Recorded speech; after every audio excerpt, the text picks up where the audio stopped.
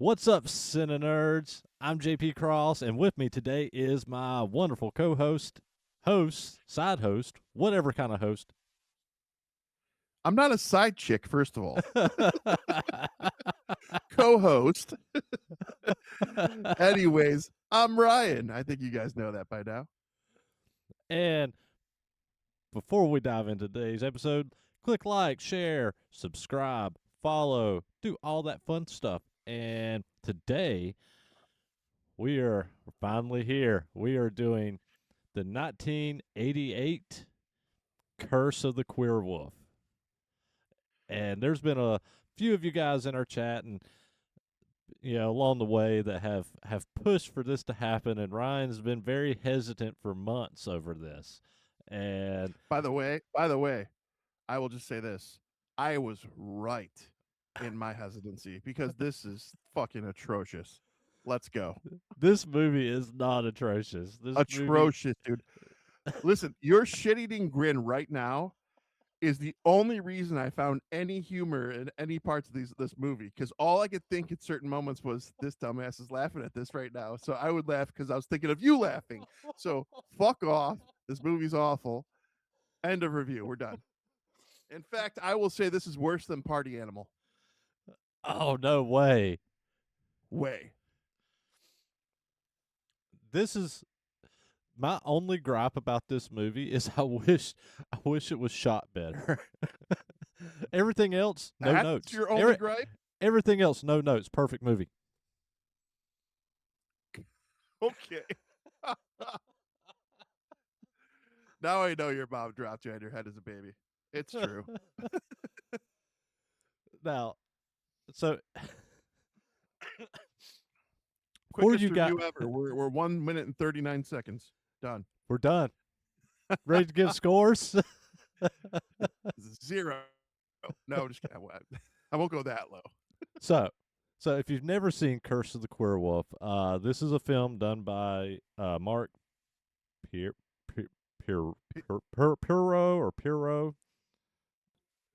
I'm not sure how you. I saw Peru. I just went with Peru.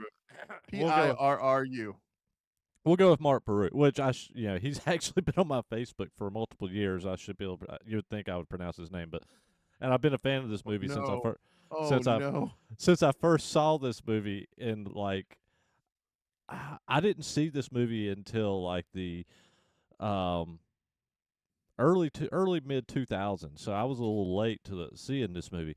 But as soon as I saw this movie, well, I'll get into that. I'll go ahead and jump into this. So, one of my best friends and former guitar player, Mark Alexander, actually had this on VHS and brought it to my house and said, JP, you have to see this movie. And he showed me the cover of it, and I was like, why, yes, I do need to see this movie. The VHS. Yeah. It was on VHS, and it wasn't even a DVD copy. And I want to point out that I don't drink much on this podcast. I have a beer, and I've got a few more behind me because this one is taking me there. So he brings me this VHS, and I watched this movie, and oh my God, I laughed. I cried from laughing so hard at this movie. And is this movie offensive by today's standards? Yes. I mean, but I don't think it was offensive. I there's some little stupid side comments that are whatever, but they're not. It's nothing too far. It's still pretty offensive. I mean, by today's standards, this film would not be made today.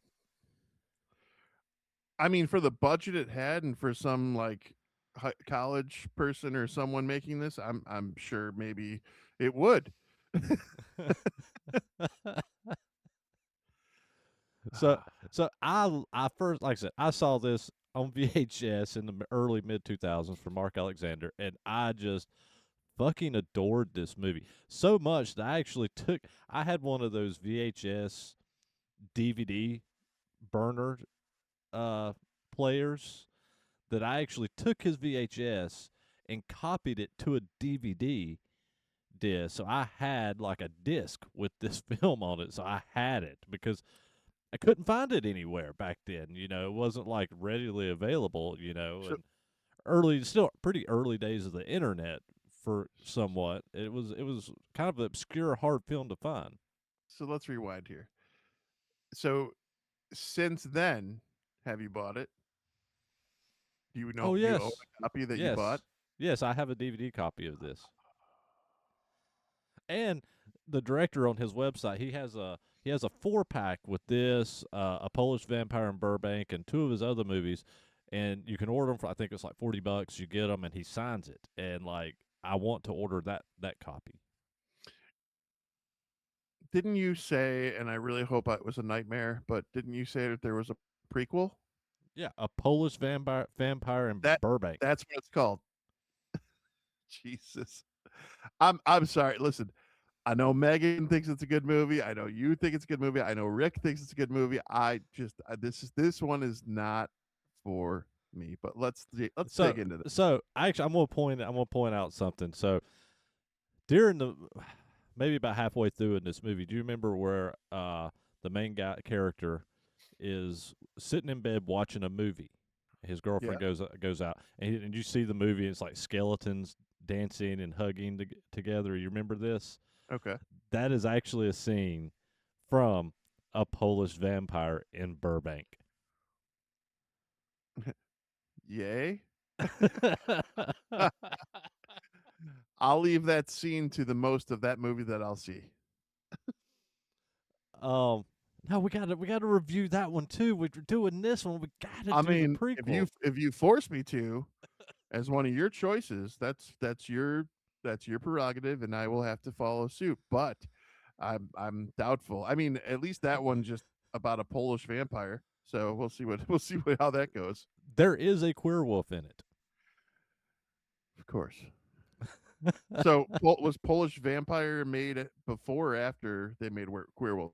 It was made before. Yeah, it was made before it. Okay, so it's not a So prequel per se. It's the first part. yeah, it's just another movie in the universe, I guess, per se. The universe, like he's making some big verse of lore here. All right. So I gave my impression. Do I even ask you your first impressions?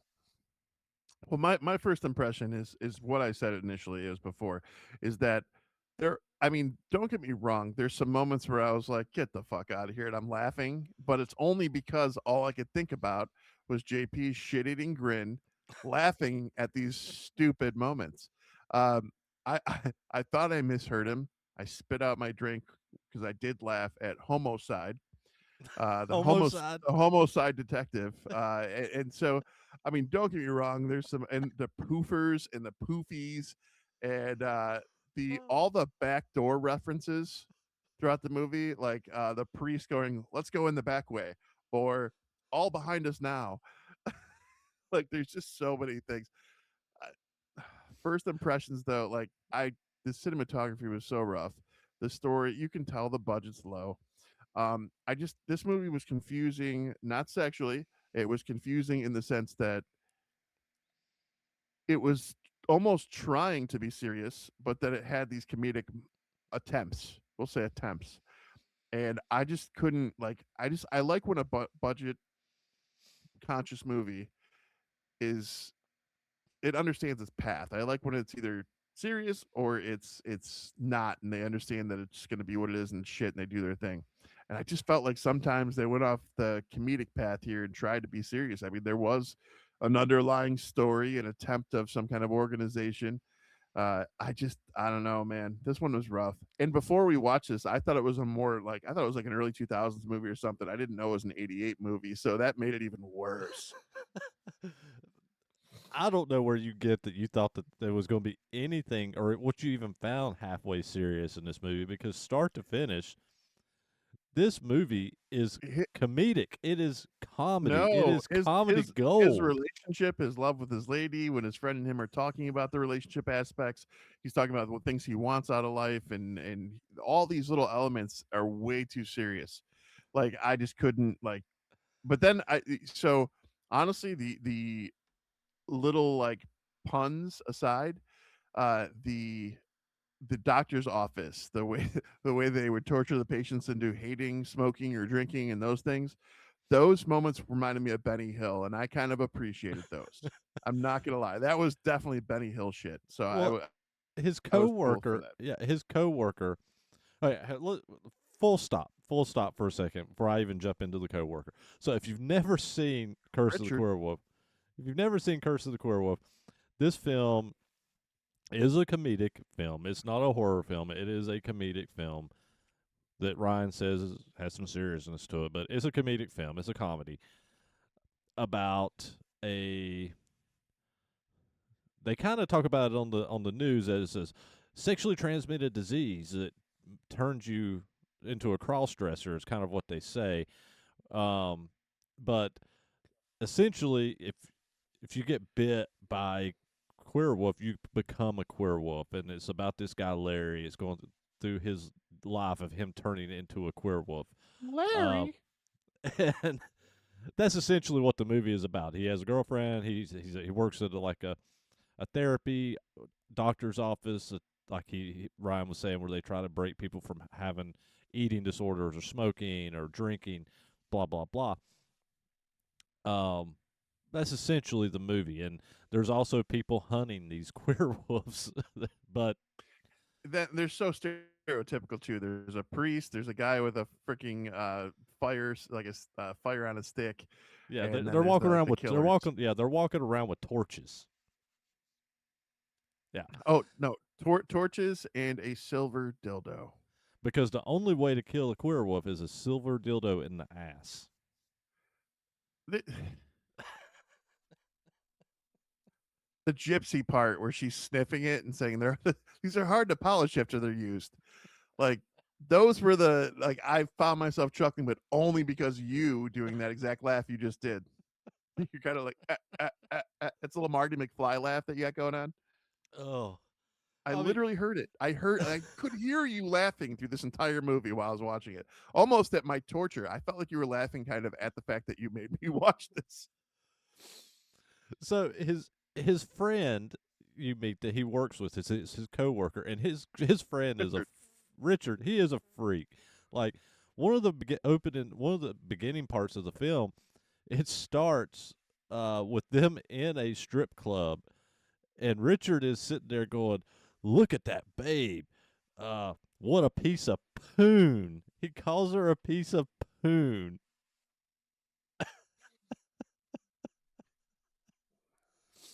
But what really strikes me is they're in like a strip club, but this girl's dancing with all of her clothes on. But yet later in the movie, his girlfriend's completely naked. So it was like, why not have the stripper naked? You know? Because of the budget, it could have been not a set. It could have been an actual strip club and he's just filming them. I mean, it's possible. So I don't know. I don't know. That was weird. Girlfriend was um, cute by 80 standards.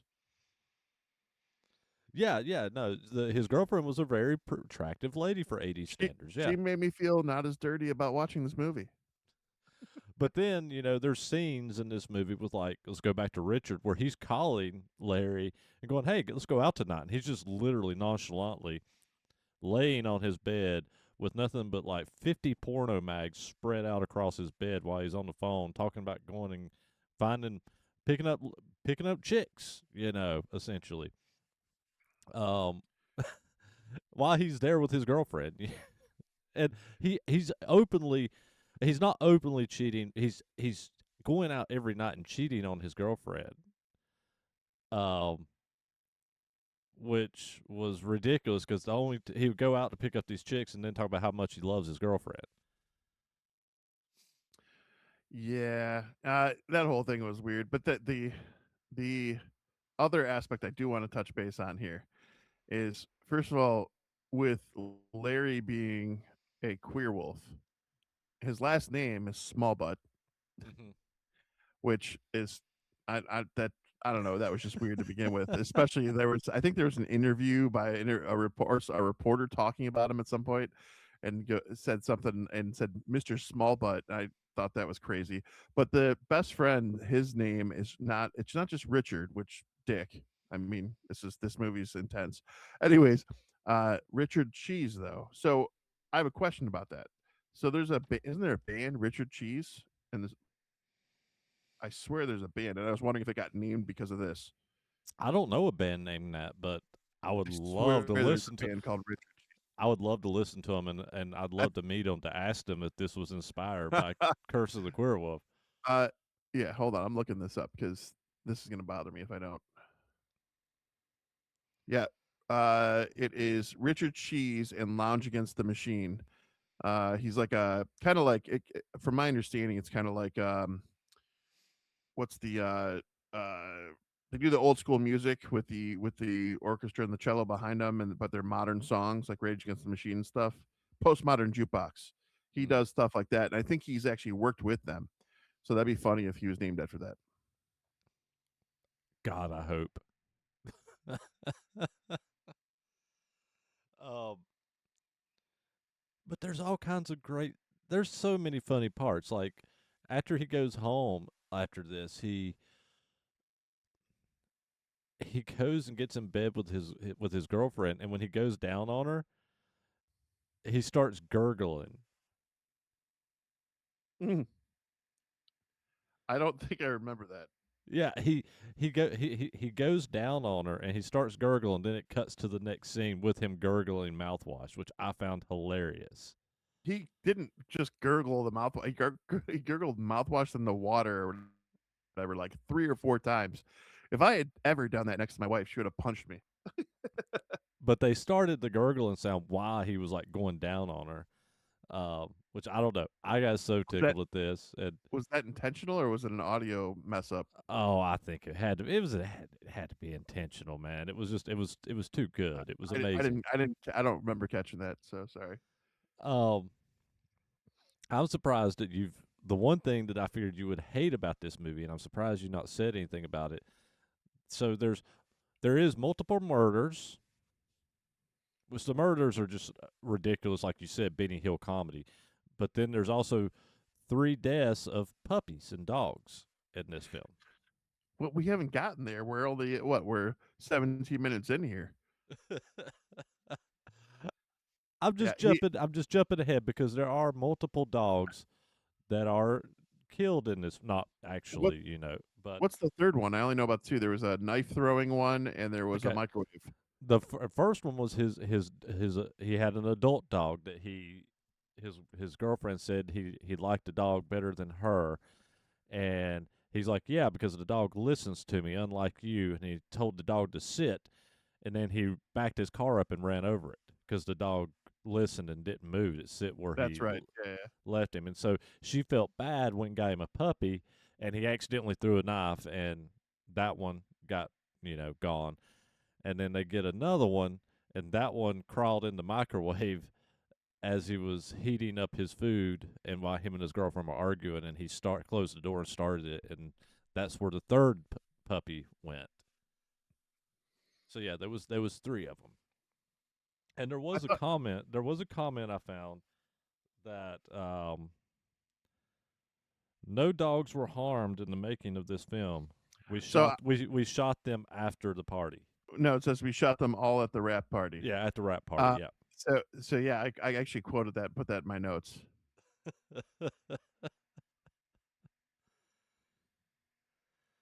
Yeah, so there was the dog aspect, but what I really want to get into, I mean, if we're gonna start getting into the nit and grit of this, is the restaurant scene. This restaurant scene was so atrociously. It was like a nightmare for me.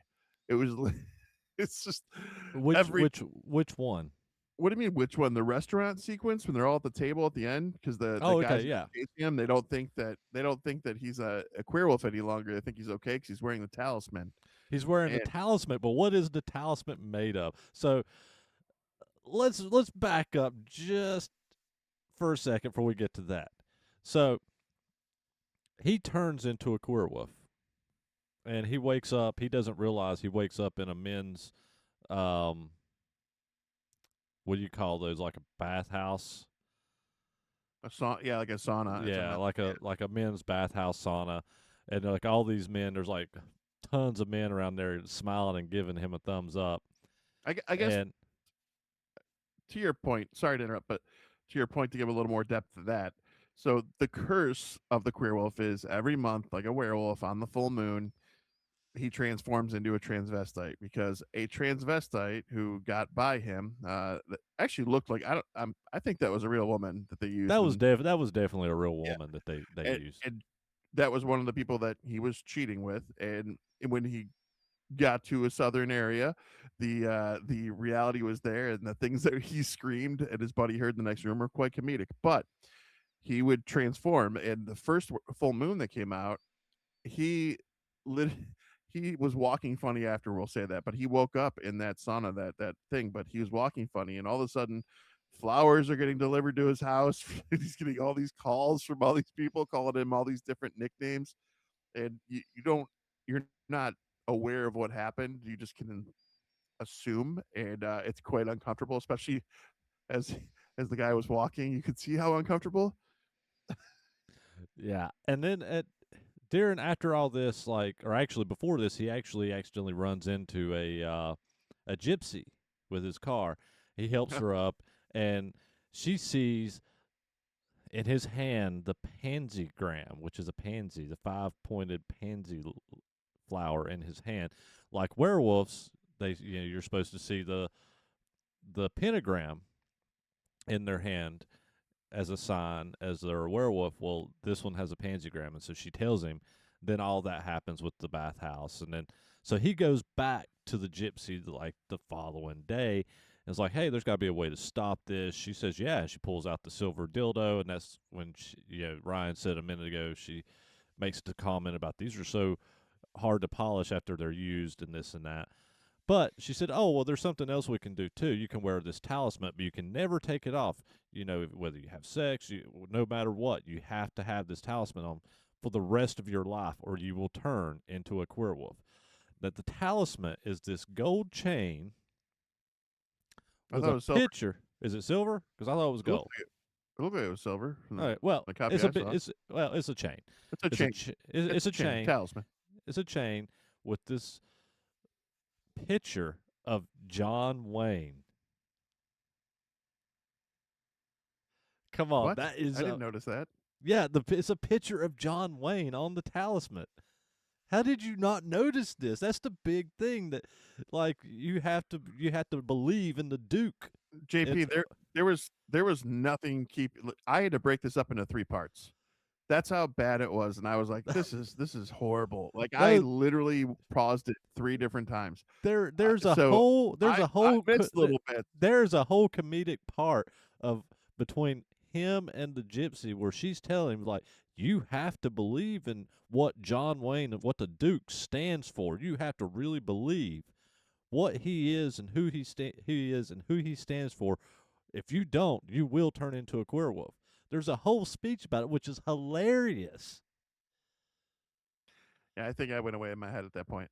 So, See, sorry. this is what happened. You went away and you missed all these amazing parts that are No, hilarious. that part I missed, but I had to pause it to break it up so that I didn't have any more of those parts, because that's why my attention span was not pulled into this movie at all. Listen, Literally, he's and literally I'll walking around with a picture of John Wayne around his and chest. and that's great because John Wayne is man's man. I get it. I understand why they put it there, but yeah, that talisman, and the sequence of the talisman coming off though in the restaurant, it literally is the stuff nightmares are made out of for a normal straight dude. So restaurant scene. That's where you wanted to get. You found you were at restaurant scene. So they're at it. There's him, his girlfriend, his best friend, and his girlfriend, new girlfriend, we'll say, and they're sitting with the Lover. entire group of people that were the ones that literally broke into their house while his girlfriend and him were getting it on, and we're trying to kill him. And they're like, "Oh shit, we messed up. He's not a queer wolf because he's wearing a talisman, and they can't tell." Mind you, that was the what second night in a row of the full moon out of the 4 nights in a row of full moons. Um, and Yeah, it's like they said. It's like yeah, it's the fourth night of the full moon. Yes, they made a joke about it in yeah. the movie. They said there's a whole joke to the 4 full moons in a row, and he the talisman has kept him at bay, so these people think he's okay. Well, these armed robbers come into the restaurant out of nowhere. So at this point, there's like 10, maybe 12 dudes in this restaurant with some girls. And in all the commotion of what's going on, I think the girlfriend was the one who pulled the amulet off by accident when she kissed him, right? No, the robber did because he said, "I want the talisman." He said, "I want that," and Yeah, but he no, like, he stood up and he had this whole magical moment of I'm a man and "Oh he yeah, could yeah, yeah, yeah, he's bulletproof. So the one robber yeah, shot him and because he can't be killed because he's yeah, a queerwolf, yeah." That's right. he Yeah, yeah, he grabbed the gun from the robber and then turned the tables and the girlfriend was all like kind of doing the my hero vibe. And when she hugged him and she pulled away, she caught on to the talisman and it ripped off. And all of a sudden he like instantly transforms into this transvestite. And yeah, it was it didn't end there. So all the guys now thinking that he's the queer wolf, we gotta kill him, they all start jumping on him, trying to hold him down, and he's just iron, iron, iron. He's biting him left and right. And they're all like in the blink of an eye, transforming also into transvestites. So by the time this is done, there's like 10 to 12 of them. I'm like, there's it was a lot. it was amazing. Everybody turns into a werewolf. Maybe in your dream world that was amazing. Not for me. Even a wrist that is strong and firm will become limp when the moon is full. I think you know what? As I look into the camera, I think this is the most times in any episode out of our 100 plus episodes that I have shook my head in disappointment. JP, I don't know. Party Animal was bad. listen, I got through that one though, and yes, it was bad, but I got through it. This one's definitely it's worse to me. Um, To me, I get that you guys have a little fan club. Okay, so settle down, Megan. so he turns all these people into a queer wolf. Well, he also bites the priest, and I laughed so hard at Well, this no, no, no, because no. So that was different. But go ahead. yeah, I laughed so hard at this because the priest goes, "Oh, the priest, the God protects me from this. I won't turn into a queer wolf, or something to that degree." Well, him and the other main guy, part of the posse, leave, and they're driving down the road, and all of a sudden the priest transforms into a queer wolf, but he transforms into a nun. Oh, that priest. I thought you were talking about the exorcism priest. No, I'm talking about the one that Yeah. So transforms and he turns into a nun. I lost it. he's talking about the main. So there's the priest who's trying to hunt down the queer wolves, along with the leader of the group of men.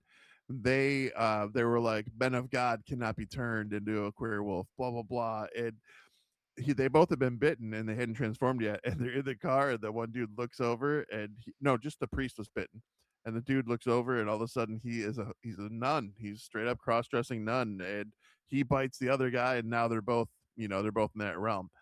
But fast forward, we get to the gypsy shows up at his house, and she's like, "I found a cure. I didn't think I could, but I found a cure." And she presents a priest, A sexorcist.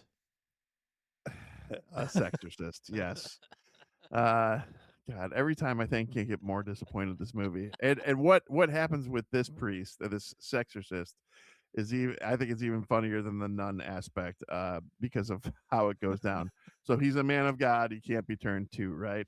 So he's performing the exorcism, all these things are happening. The gypsy gets her head wrecked, she gets it spun around, and she says something, even though her head's been 360, she still is talking somehow. The priest looks at him and he's trying to expel the demon as a sexorcist, and he says, "Come into me." And I was like, man, the amount of backdoor references in this movie, I just yeah, not my cup of tea. But As he's doing the sexorcist, he's you got to throwing not holy see, you water. just did it. He's not throwing holy water. He's throwing Budweiser on him, and he's not like praying to Christ. He's praying to Burt Reynolds and James Bond and the Duke, and he's naming all these tough guys. And then he starts going, "Come into me, come into me." Well, let's rewind. If you hear the audio clip when you're editing this, you just go when he's doing the priest. So you're right there with these guys and these horrible one-liners. Just letting you know. And so this priest actually takes the demon or whatever into him, and he's no longer a queerwolf, and the priest becomes a queerwolf and leaves. And all is well. The girlfriend shows up, but of course there's still a dead gypsy in his floor. Uh, So I didn't mind from here forward because it was black screen and it was the credits. But while it's rolling, you have a whole other story kind of developing. The homicide detective, you hear his voice, and he's arresting Larry for the death of the gypsy. And there's a whole jail thing, and so, but it's all happening while the credits are rolling. So you're just left to imagine and visualize in mhm. your head what's happening. So there's questions, and I hope there's not a sequel, but there's questions. Yeah, Larry goes to prison for the death of the gypsy. Hmm. So, So, could you imagine a queer wolf in prison? That shit's gonna go bad real fast. well, at least he's had experience.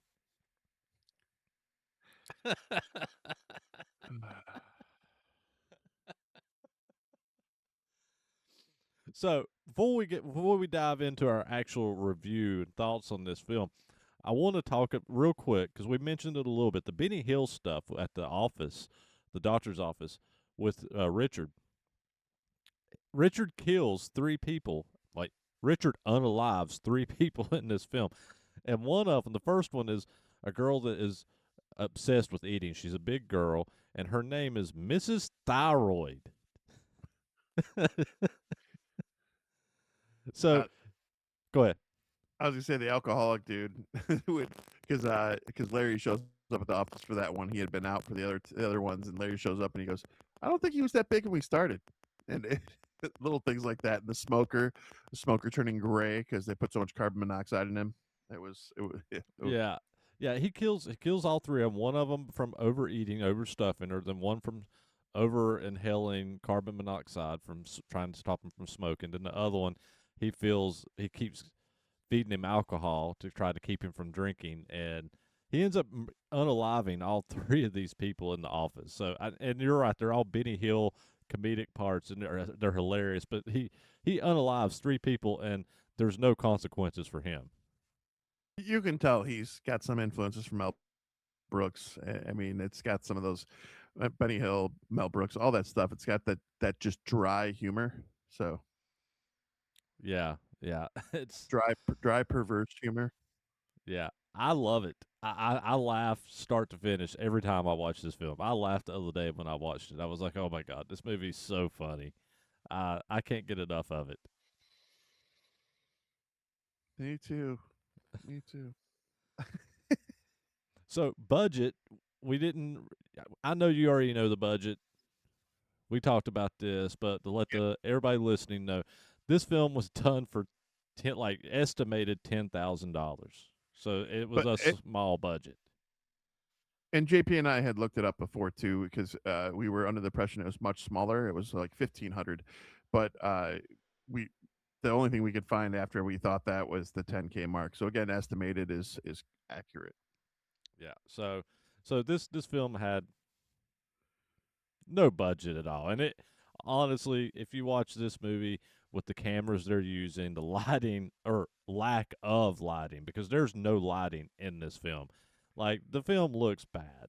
And you could tell even It's an understatement, my friend. Understatement. they've even tried to clean it up for like the version that you watch on Tubi now, but you can tell these were transferred from like probably like VHS like recorders or something that they recorded this with. Like, so there's always so much cleaning up they can even do at this point.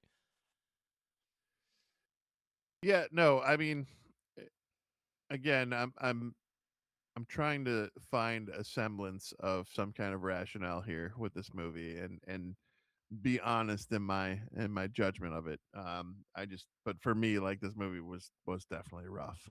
I'm not gonna lie.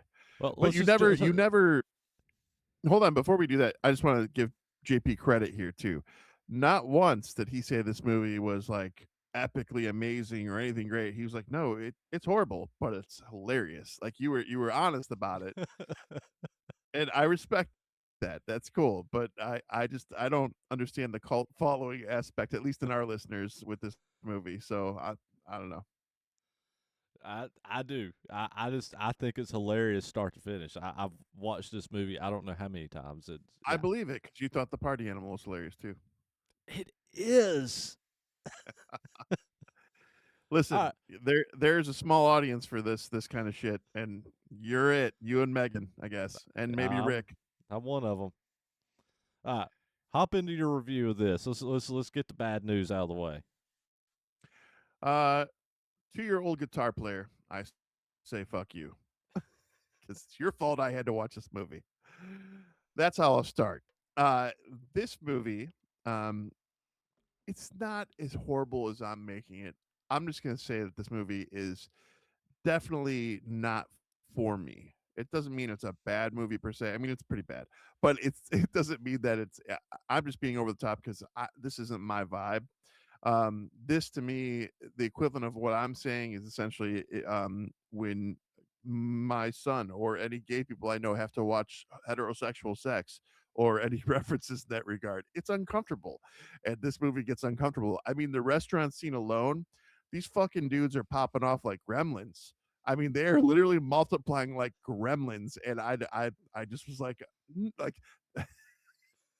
the amount of anxiety of thinking that there's a bunch of killer transvestites trying to come at me was just it was awful. So for that, I'll give it. I'll respect that because it made me feel.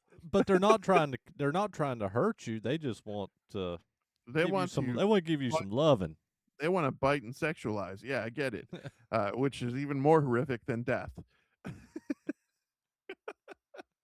So this movie was all sorts of rough for me. Literally that part's what nightmares are made of for me. And so I God bless you all for the ones who like it. I'm not shitting on you for liking it. It's your perspective. That's the beauty of movies. I always say this. How we feel about movies is all it's all part of how we feel individually and what we like and what we dislike. And this movie is not for me in any way, shape, or form. So this movie's going really low, and I'm gonna be honest. I don't even remember the rating I gave Party Animal. I think the rating I gave Party Animal was me being nice because of JP's feelings. Honestly, if I think back about it, I just don't remember. But I think I gave Party Animal like a 2 or 2.2. This one is probably the lowest of all my ratings. I'm going with 1.4 nerds from me.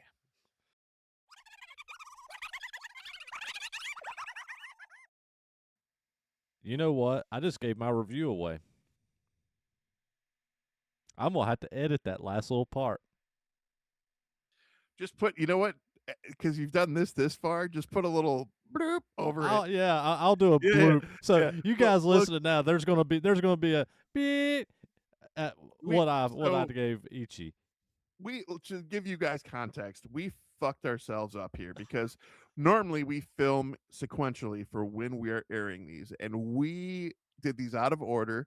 We have given away a few things in the other episodes we recorded as well, and here we are. So apologies. We're not trying to ruin anything for you guys, but yeah, I'm gonna fix this, but you guys are gonna be aware that there's fuckery going on in this episode. that's my So, favorite word in the world is fuckery. I love that word. Uh, As I keep drinking because this movie drove me to it. my review of this film.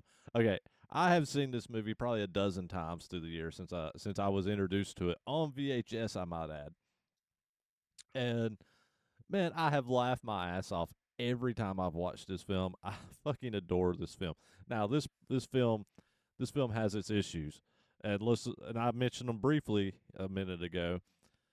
Cameras that they used were trash that they used to film this. There's no lighting.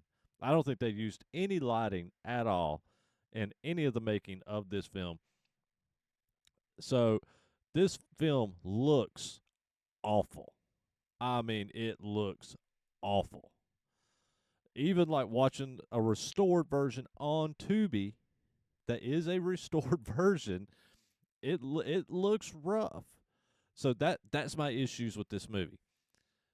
Now, the actual movie itself, I laugh my ass off. I think the comedy is fucking brilliant, and it's so stupid that I laugh my ass off start to finish. All the little quirks, like, you know, Richard wearing a shirt with a drawing that he drew on it with a guy with a big penis, like, on it. Like, it's little shit all through this film that I just think is hilarious. Um, Now, if this movie had better cameras, better lighting, I would rate this much higher than what I'm going to rate it. Um, just for because I think the movie is brilliant, and I'm not even saying change actors. I'm not saying change anything about the movie. Just visually, if it could have been better, with lighting and cameras. But that's where you got to give it that break because it was only a 10K budget. Sorry to interrupt. No, I get it, and I am giving it a break, and I'm just saying that I would have loved to have seen a version of this film exactly how it is, but just a little cleaner, a little brighter in spots. It's not a big ask, but it's too late now. Outside of that, I'm looking at the movie as it is, and the actors. I love the actors. Are they great actors? No, not really. Any of them are great actors. The I mean, some girlfriend of is great. She's solid. Richard was actually pretty good too. As freaky as Richard was actually pretty awesome too. He did own the creeper. He I owned will the say creeper. that. He definitely owned the creeper. Yeah, he is like he's like the fucking Will Patton of this fucking movie. He was so intense and he zoned in on that role. See, I gotta real quick. I just gotta say, I really am thankful that there isn't a better resolution of this movie because if they had better camera angles, it would have been way worse. The blurriness of the transvestites was helpful. But I'm gonna give this a solid 3.1 out of 5 nerds because I think it's fucking hilarious. Wow. I don't let's see. I think Party Animal, I Heart Huckabees, um there's a couple others through these 100+ episodes. Usually we're kind of in the same ballpark within one nerd of each other, but this is one of those ones that, your score doubles mine and um yeah, I'm sorry, man. I tried. I wanted to like this movie because of you, because of Megan, because of Rick. Everyone said such good things about it in a comedic way, not in like a serious way, but you guys really stood by it and you guys have never backed down. And so I gotta give respects to you guys staying true to it. But Jesus Christ. Now And go ahead. I was saying now Rick actually prefers a Polish vampire in Burbank over this. God damn it.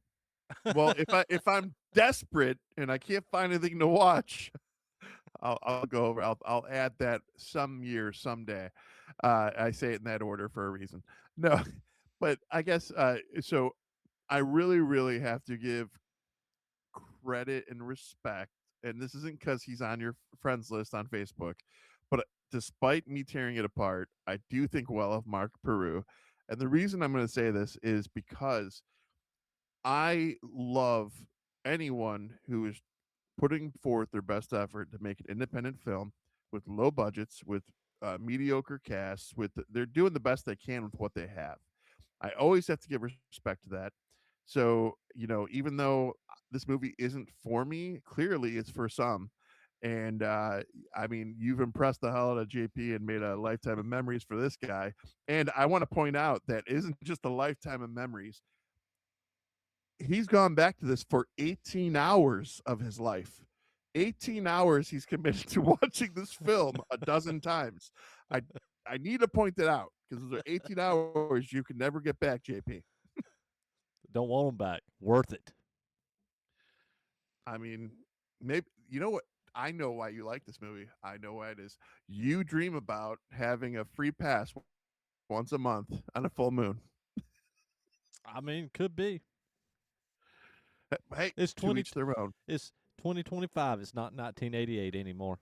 Oh my Or it's goodness. 2026. I forgot. We went up a year. It's 2026.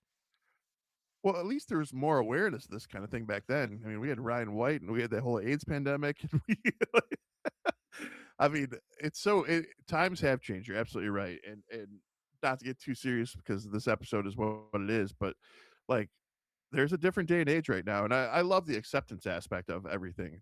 That is beautiful because I mean, we've talked, we know about children, we'll say, and if it wasn't, I would probably some of the hate that can come towards that community.